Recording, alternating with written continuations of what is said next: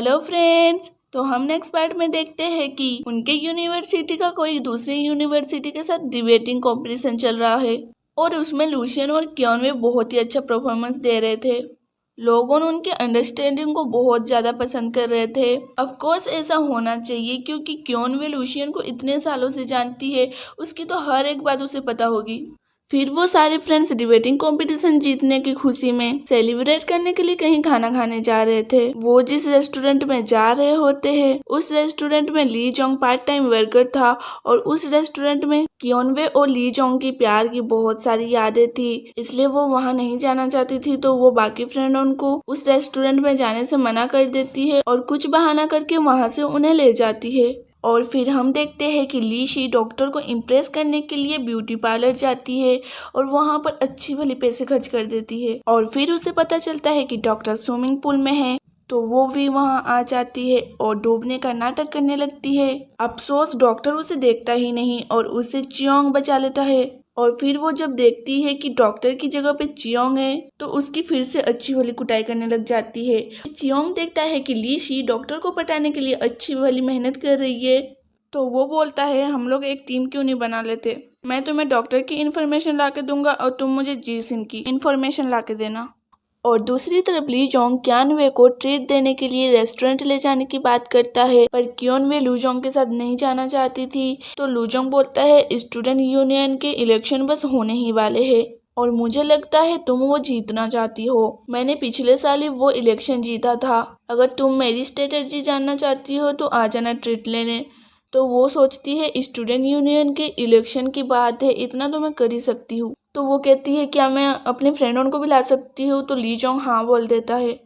फिर अगले दिन वो रेस्टोरेंट आते हैं। क्योनवे को पुरानी यादें याद आने लगती है। उन दोनों ने एक कपल स्केच बनाकर वहाँ पर स्टिक किया था। क्यानवे उस बोर्ड को देख के दुखी हो जाती है। फिर ली जोंग बोलता है तुम्हारे फ्रेंड अभी तक नहीं आए, लगता है वो लेट हो गए। और फिर पीछे से कुछ गुंडे आ जाते हैं और ली जोंग को अपने पैसे मांगने लग जाते हैं। एक्चुअली ली जोंग के डैड ने उन गुंडों से कुछ पैसे उधार लिए थे, बट उनकी डेथ हो गई। अब वो गुंडे ली जोंग से पैसा वसूलना चाहते हैं। क्यानवे उन्हें समझाने की कोशिश करती है पर वो समझते नहीं। तो वहाँ पर लूशियन आ जाता है और उन गुंडों को क्राइम लॉ के रूल्स बता बता कर डराता है। वो गुंडे डर के वहाँ से भाग जाते हैं। क्यानवे सोचती है कि मुझे लगता था ये बड़े हो के समझदार बना है, पर ये तो 18 साल की उम्र से ही समझदार है। यहाँ पर हमें पता चलता है कि ली जोंग बहुत ही गरीब है और ली जोंग बोलता है मैं ज़रूर मेहनत करूँगा और अपना किस्मत बदलूँगा और एक ना एक दिन तो अमीर बन के ही रहूँगा। उसके बाद क्योनवे अपने प्लान के हिसाब से जीसिन और लूशियन को मिलाने की कोशिश करती है, पर लूशियन तो जीसिन से बात भी नहीं करता। तो फिर क्यानवे लूशियन से लड़ने लग जाती है और उनको रियलाइज ही नहीं होता कि वो लोग पूरे रास्ते लड़ते हुए और बातें करते हुए आ रहे हैं। और फिर जीसिन को अकेला फील होता है तो वो वहाँ से चली जाती है। फिर क्यानवे लूशियन को मैसेज करती है कि कल हम रोलर स्केटिंग करने चलेंगे, तुम तैयार रहना। और फिर क्योनवे जीसिन से बोलती है तुम्हें लूशियन ने अपने साथ रोलर स्केटिंग के लिए बुलाया है। तो जीसिन भी जाने के लिए तैयार हो जाती है। लेकिन यहाँ पर माहौल थोड़ा सा अलग हो जाता है क्योंकि चियोंग और लीसी एक साथ मिल चुके थे, तो वो दोनों जासूस की तरह मिलते हैं और एक दूसरे को अपनी अपनी इंफॉर्मेशन देते हैं।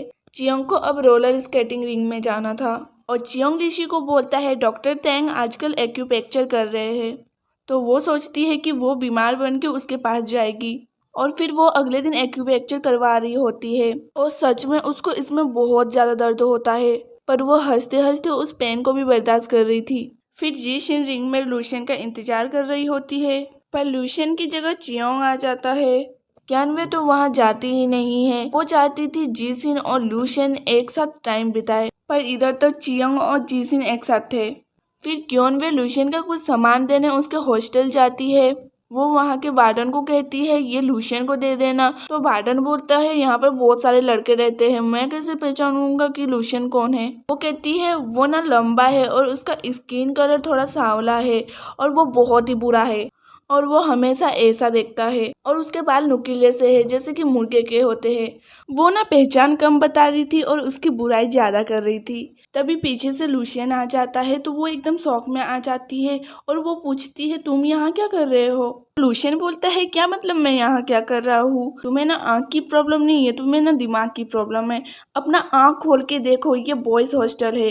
तो क्योनवे कहती है तुमने मेरा मैसेज नहीं पढ़ा, तो वो कहता है मेरा फोन खराब हो गया।